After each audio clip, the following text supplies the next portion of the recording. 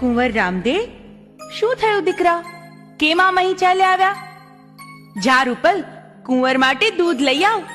માં, હું દૂધ નહીં પીઉં. ભાઈ, તું દૂધ નહીં પીએ તો તારા ભાગનું દૂધ હું પી જઈશ. કુંવર સા, કહો તો સાકર વાળું દૂધ લાવું?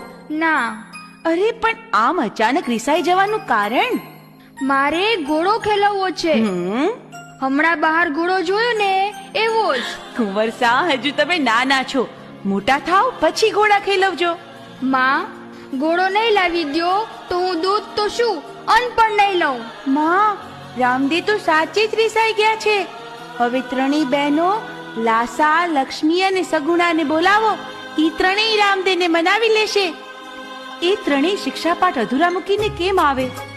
માં, મેં ગરુડજીને વચન આપ્યું છે કે તેઓ મારી સાથે લીલુડા ઘોડા સ્વરૂપે રહેશે. ગરુડજી મૂંઝાય